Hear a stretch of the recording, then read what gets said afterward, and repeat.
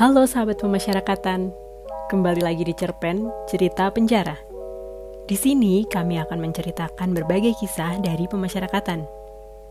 Cerpen kali ini ditulis oleh Fiska Yolensia, berjudul Janji Suci, yang diikutsertakan dalam lomba cerpen kategori umum Piala Menteri Hukum dan Hak Asasi Manusia tahun 2020. Gumpalan awan mendung yang menyelimuti kepala Suci pada senja itu menyiratkan berjuta emosi yang bergemuruh di dadanya. Perceraian ayah dan ibunya menyisakan kebencian yang mendalam. Namun, kebencian itu perlahan memudar ketika Suci mulai mengikuti pemahaman agama yang mendalam. Sayangnya, pemahaman itu dibubuhi paham radikalisme yang salah, mengakibatkan kebencian pada ideologi NKRI. Beruntung bagi Suci, ia pun disadarkan dari paham radikalisme tersebut ketika Suci harus mendekam di dalam penjara. Penasaran dengan kisah lengkapnya? Mari kita dengarkan bersama. Sebelum kita lanjut, jangan lupa like, komen, subscribe, dan follow semua akun media sosial di Jenpas agar tidak ketinggalan informasi terbaru dari pemasyarakatan. Janji Suci, karya Fiska Yolensia. Semilir angin pantai meniup ujung rambutku. Aku sengaja duduk di pasir putih nan membentang luas. Kupandangi lautan luas. Kuhembuskan nafas kuat-kuat, mencoba melepaskan beban yang menumpuk. Air mataku tumpah sejadi-jadinya. Beberapa jam kemudian, ada bayangan di sebelahku. Aku menoleh seraya mengangkat kepala. Orang yang tak ku kenal itu menaruh kelapa muda dan sebuah buku di depanku. "Minumlah," pintanya. Aku diam saja. Hari telah senja. Aku beringsut untuk pulang. Tiba-tiba ujung mataku tertuju pada sebuah buku yang disodorkan oleh orang asing yang tak kukenal itu. Mulanya ingin kulempar ke lautan. Tapi, aku ingin mengetahui isi buku tersebut. Sesampainya di rumah, buku tersebut kulemparkan ke atas kasurku. Pecahan foto keluarga yang kubanting kubiarkan berserakan. Aku benci ibu. Aku benci ayah. Hari itu, ibu dan ayahku bercerai. Keesokan paginya, buku yang kubawa dari pantai mengganjal kepalaku. Bikin kesal saja. Buku itu kubanting ke arah pintu. Hidupku benar-benar pupus arah. Setiap hari hanya mengunjungi pantai dan menatap lautan. Keesokan harinya, hujan lebat dari pagi. Kuurungkan langkah menuju pantai. Aku berbaring sembari membaca buku tersebut helai demi helai. Isi buku itu seakan membiusku. Buku itu seakan menjadi sahabat di kala putus asa. Perlahan-lahan, aku memperbaiki ibadah dan mulai belajar mengikis kebencian kepada ibu dan ayahku. Aku benar-benar telah jatuh hati pada buku itu. Di halaman belakang tertulis nomor handphone. Aku tak ragu menelponnya. Ternyata orang itu adalah orang asing yang mendatangiku di pantai. Tentu saja aku memintanya untuk mengirimkan buku-buku. Penampilanku pun mulai berubah. Aku berhijrah seperti tuntunan versi buku itu. Nyaman rasanya. Aku pun mulai mendalami jihad dan ikut kajian bersama orang yang kutemui di pantai. Akhirnya, kupanggil ia dengan sebutan Uhti. Bersama mereka, aku merasa disayangi dan diakui jati diriku. Pemahaman-pemahaman jihad, agama, radikalisme telah menjadi kehidupanku. Suatu waktu, aku diajak ke Suriah dan jauh di sana. "Suci, apakah kamu siap?" tanya Uhti. Aku tercenung seketika. Kamu ragu? Kamu adalah orang yang cerdas. Ayo teruskan perjuangan kita. Ingat, Indonesia harus diluruskan. Uhti membangkitkan gelora semangatku. Aku siap, jawabku teguh. Uhti memelukku penuh haru. Air mata kami pun mengalir. Mengalir darah jihad yang membara. Hari itu aku telah menyiapkan barang-barang untuk berangkat menuju Suriah. Keberangkatanku menuju Suriah tidak diketahui ibu dan ayah. Aku memang sengaja merahasiakannya. Tiket telah disiapkan Uhti. Mobil yang akan membawaku ke bandara telah disiapkan. Namun, baru 15 menit melaju, tiba-tiba mobil mogok. Sudah setengah jam aku menunggu sopir memperbaiki mobil. Tapi, tak ada hasil. Uhti menelponku berkali-kali. Aku takut ketinggalan pesawat. Akhirnya, aku meminjam motor teman satu kajian. Aku pun ngebut mengendarai motor. 20 menit lagi pesawat berangkat. Perjalanan menuju bandara masih lumayan jauh. Laju motor kian cepat, bahkan sangat cepat. Tak jauh dari tikungan, seorang anak bersepeda tiba-tiba menyeberang jalan. Aku hilang kendali. Aku terpental beberapa meter. Orang-orang berkerumun menolong. Aku dan anak itu dibawa ke rumah sakit. Sayang, sesampainya di rumah sakit, anak itu meninggal. Teriak histeris ibunya memecah sunyi ruang rumah sakit. "Dasar pembunuh!" Kata-kata pedas terlontar dari ibunya. Aku menangis sekaligus meringis sakit. Mengucapkan kata maaf pun aku tak lagi mampu. Aku benar-benar merasa bersalah. 2 minggu kemudian lukaku mulai pulih. Aku pun harus mempertanggungjawabkan perbuatanku.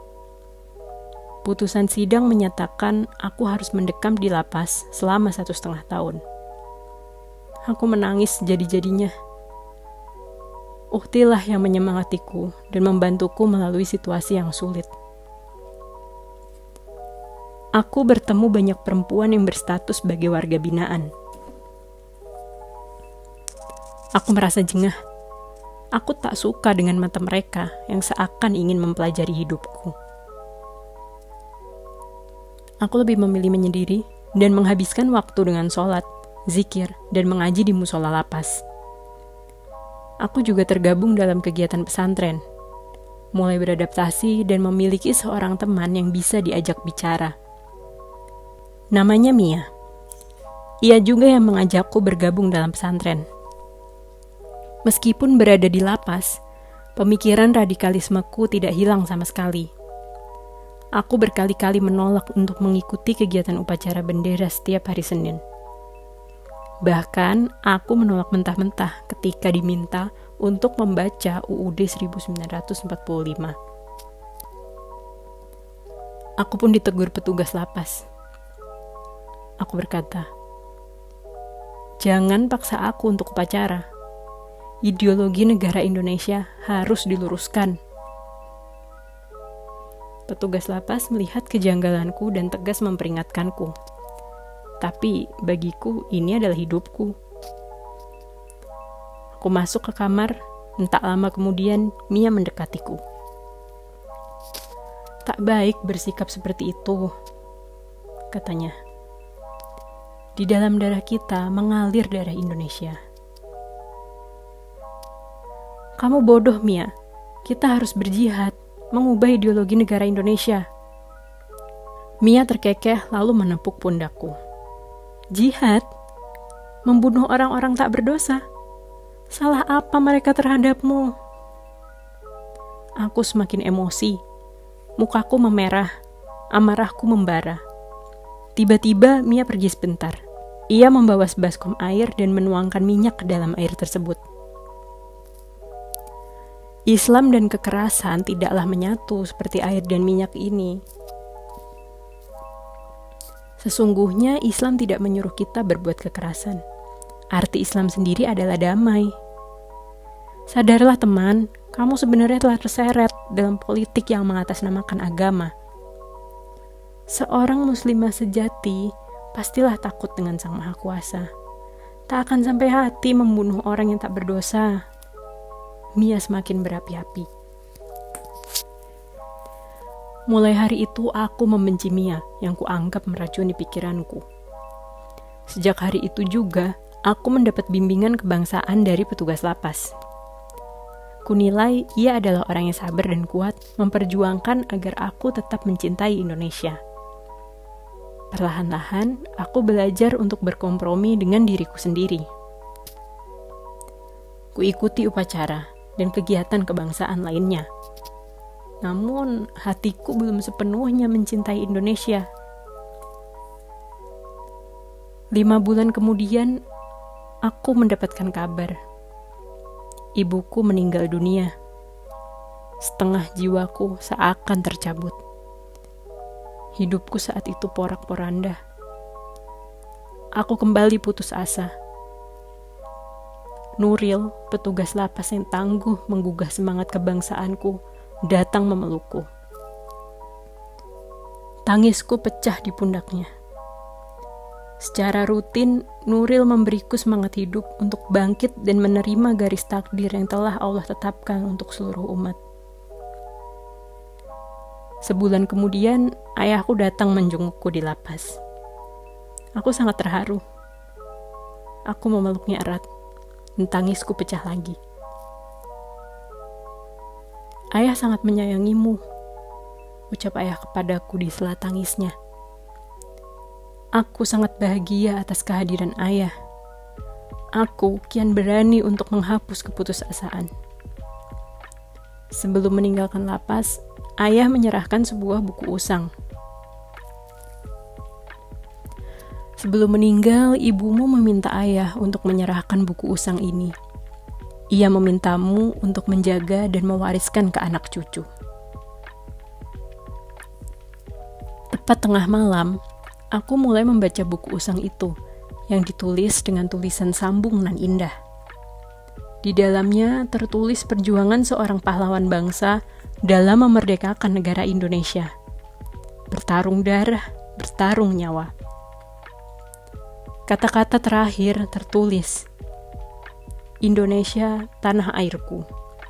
Tetap ku cinta dan ku jaga meski nyawa berkalang tanah. Di akhir buku terselip sebuah bendera kecil yang lusuh. Ternyata pahlawan itu adalah leluhurku. Tubuhku gemetar. Aku menangis pilu dan malu. Seketika, cintaku kepada Indonesia membuncah. Radikalismeku hilang seketika. Di tengah pandemi COVID-19, aku lebih semangat untuk menerapkan hidup sehat. Gelar dokter yang kusandang ingin kubaktikan pada negara. Bahu-membahu bersama petugas lapas, aku memberi penyuluhan dan berkiprah agar warga binaan tidak terpapar virus corona. Syukurlah, kebijakan lockdown membuat warga binaan merasa aman. Tepat tanggal 17 Agustus 2020, aku bebas dari hukuman. Lagu Hari Merdeka menggema di dalam lapas. Aku mencium bendera merah putih milik leluhurku. Bendera itu basah oleh air mataku. Hari itu, ada sebuah janji besar untuk mencintai dan menjaga Indonesia. Aku memeluk Mia dan Nuril. Air mata haru tak terbendung. 2 orang yang sangat berarti selama aku di dalam lapas. Hari itu juga, kutinggalkan lapas dengan senyuman. Senyuman terindahku untuk Indonesia tercinta.